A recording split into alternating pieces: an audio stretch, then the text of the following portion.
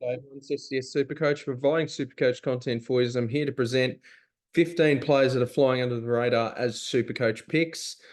Sorry about the 8 days off, but it's been around Christmas time. Hope everyone had a very Merry Christmas, and New Year's is coming up, so hopefully 2024 is great for everyone. So yeah, just been enjoying Christmas and that sort of thing. So yeah, I'm also looking to get a microphone as well, but we'll see what happens because I actually don't have a desk, so it's a little bit hard. I sort of do, but it's not really ideal. So anyway, let's get into the team. Also, if you don't follow me on TikTok, make sure you do. I'm posting content on there as well. So make sure you give that a like and a follow, and I appreciate it. My first TikTok that I did for the 2024 season, my team pickup, which is actually updated, so that's exclusive to TikTok. That got like 8,500 views on the one TikTok. It got like 300 likes. So it was pretty mad. So yeah, do check out my TikTok. The first player I'm going to go with is Nazai Wanganeen-Miller. Now, if Jack Sinclair is actually being moved into the midfield, then I think that gives Wanganeen-Miller the opportunity to just have all the ball, all the control down back. If he's playing off the half back, doing kickouts, sort of taking Sinclair's role, I think there's a bit of value there because he's usually a beautiful kick by foot. So I'd highly keep him on your radar, and it wouldn't really surprise me at one point where he actually becomes a pretty popular pick at some point during the preseason. Second one, I'm going to go with Massimo D'Ambrosio from the Hawks, 224K, which is semi-cheap. But I think he could be one of those players where the Hawks players are going to want the ball in his hands because he is pretty damaging. He has got a pretty damaging left boot, so that could be used a fair bit. It's just more dependent on whether he is best 22 for the Hawks, so that is just more of a wait and see. But you never know. Maybe if he was 50K cheaper, this would be a little bit more interesting, but a lot of water to go under the bridge. Now, around that price mark, this bloke I prefer, James Trezise. Let me know in the comments, Richmond supporters, how to pronounce it. I think well, I'll call him Trezise. I think James Trezise there's value there. I know he only played one game, but he did score 93.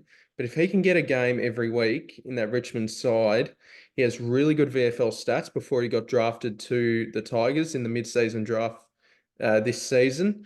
That one game he scored a 93.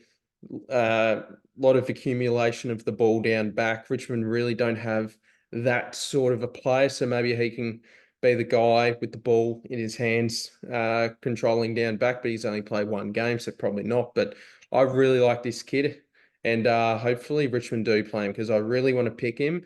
He isn't in my current team, but I really want to pick him. It's just hard to squeeze him in, especially with Zach Williams at such a cheap price. Now let's move into the midfield. All right, so they're my three defenders, so I'll just keep an eye on. In the midfield here, my first one's, there's actually a few Tigers here. Tim Taranto. I think Richmond are are a team that are pretty popular talking point at the minute because Richmond, new coach, sort of a new identity at the minute. There's plenty of things that could happen here, different roles, that sort of thing. They could be a little bit crap next year, so it might mean more younger kids get an opportunity, that sort of thing. So Tim Taranto, like we saw before the bye last year, how good of a pick he was. He was delivering hundreds out of his ass like every single week. But for some reason, after that bye, he just plummeted. And so maybe that's the concern with the pick, and I can understand why people aren't going with him because like he legitimately, what is he? He was the 21st, he was the 21st best midfielder last year. So I can totally understand, but you never know. He could be one of those blokes that once again gets off to a hot start. He's not going to get tagged. He's their best midfielder. I don't think opposition midfielders respect Tim Taranto that much. So that's why I quite like Tim Taranto at that price. Well, I don't love him, but I just don't think it's the worst pick. But it's just, I think people are just more concerned that that consistency didn't happen for the whole season, and I can totally get that. But it wouldn't really surprise me if he turns out to be a really hot pick pretty early because people will love the early season form. Chad Warner. Now, this is just because I know Callum Mills wasn't fully playing midfield, but I mean, this can help Warner a little bit. I just wonder if it's ready for his breakout. Um, he's already sort of broken out, but I mean, who was a journalist was saying that he could win a Brownlow? I think it was Damien Barrett or something. But I think the talent's there. We can for sure see that. It's just more, can he get to a top 8 standard midfielder? I think there's a chance, but I don't think people will have the balls to do it. I personally won't, but it wouldn't really surprise me if Warner reaches another level in his game. Another one, Ollie Wines has the goodbye. Could Port Adelaide get an experienced head in that midfield? Like Ollie Wines, literally won the Brownlow 2 years ago. So that's one thing to monitor. I don't mind him. And a decent price, but it more depends on if he's actually going to play midfield. The next bloke I'm going to go with is Cam Guthrie from the Cats. At 420k, that's a good price. There's not really anyone at Geelong that's banging down the door to play to move into the midfield. So Guthrie, I don't think would have too much trouble just jumping straight back into the midfield. I think it's more going to be a thing of whether he's cooked. But there's a chance this pick could work. I mean, we've seen his scoring in the past. He's done 106 average in the past, 100 average, 99 off the top of my head. So he can certainly do better than this current price.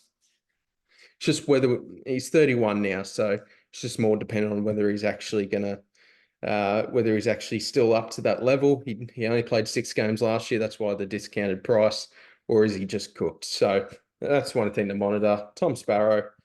Now, this is purely because of Clayton Oliver, who's dealing with his personal issues. We wish him all the best. I love Clary. And Angus Brayshaw, who's also dealing with near on retirement with his concussion. So hopefully he's going all good as well. But I think the midfield opens up a bit for the Ds, and a bloke like Tom Sparrow should be playing full-time mid if blokes like Clary and Brayshaw are going to be spending a bit of time on the sidelines. So I think Sparrow could be just a cheeky mid-pricer, but I don't think people will go there, but maybe one for draft where it's going to be Viney, Petrarca, and Sparrow would be my guess as the midfielders. And one more, we've got Jared Lyons from the Lions. I've gone with him just because with Ashcroft going down, will they fill that need with more of an experienced mid?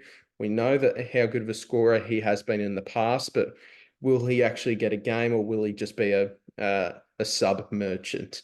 We're not too sure. My guess would be that Devon Robertson, I think, is ready to step up as that next bloke.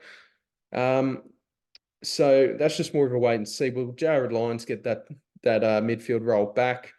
But I mean, if he does, I mean, that's a really good price. Got 2 rucks in here. Ron Marshall. I didn't have to type that in.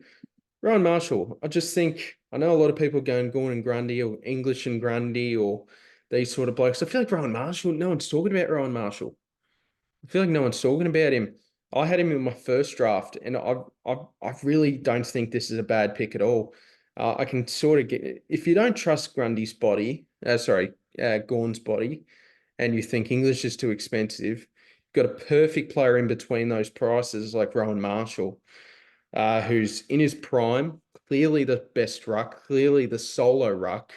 I don't think they'll change that. St Kilda made finals, so I don't really see them throwing in Tom Campbell or whatever this may be. So I think Rowan Marshall is a good pick, and I do recommend him.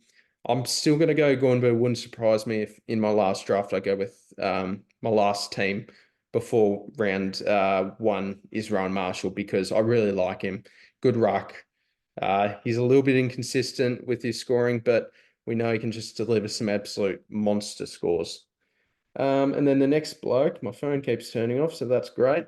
Navan Soldo from Port Adelaide. If he can beat out Jordan Sweet and in that ruck merry-go-round that they've got going on at Port Adelaide, Will they play both? If he's the solo ruck, I think we've seen in the past he can deliver some good scores, and I think he can outdo that 485K price tag.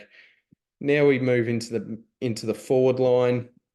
Got Liam Baker. I've heard little murmurs that he could be playing a bit of midfield time, and he could be a little bit of a saviour for what we're looking for in the forward line, because we all know how dire that is as it currently is at the minute. So I think if Liam Baker's playing midfield, I think his main issue has been that he's a little bit. He's a bit of a Mr. Fix-It man, can move back, can move forward, can play on the wing, can play anywhere but ruck. But if they can move him full-time mid, I actually don't mind this idea, because I think Richmond do need a little bit of something else in that pretty one-pace midfield rotation that they've got going on. I think Liam Baker could do a pretty good job. He's tough as nails, real captain material. He'll be their next captain. I am so sure of it. Elijah Hewitt from the Eagles. He's currently dealing with the foot issue, but if he can just return back from Christmas with no sort of issue at all, I actually don't know the timeline. Probably should have done my research there, but I think Hewitt isn't the worst shout, because he should be playing full-time mid next season with no Luke Shuey, all these blokes retiring. I think if Hewitt can get a gig in that midfield, I think he can do better than that 254K. Could even get to 400K if fit and firing and playing full-time mid. Couple more blokes. We've got Jack Billings from the Ds. Could this be his redemption season? Probably would have loved it. He probably loved going to a new club like Melbourne, needed a fresh start, former pick 3. You never know. I think I've heard a bit of different reports with what's going on there. Apparently he's training really well, but is he playing half forward that can rotate into the midfield? Especially, as I said before, with that Clayton Oliver and Angus Brayshaw news. So there's that with Billings, or is he going to play off the half back? I'm hearing a couple of different reports, but I am hearing that he's doing a pretty good job in training. So that is one to monitor. Another one of those blokes around that 250K range in the forward line. There's a lot of blokes there competing a spot for our forward line, so he's one to monitor. And I've just got Fantasia in here, 175K. We know when he's fit, he's a good scorer, kicking goals. I mean, he's not a great scorer, but I don't know. He could be one of those blokes that kicks 4 in the first game, and people might want to jump on and for some quick cash gen. But we'll just have to see if he actually gets a game first, and see if he's actually healthy. But I've just thrown him in there. I'll leave it there, guys. That is my 15 players that are flying under the radar as SuperCoach picks in AFL SuperCoach 2024 so far. Let me know what you guys think in the comments, and I'll see you guys in the next video. I promise in 2024 I will be uploading like no other. I promise. So have a good one, guys. Cheers.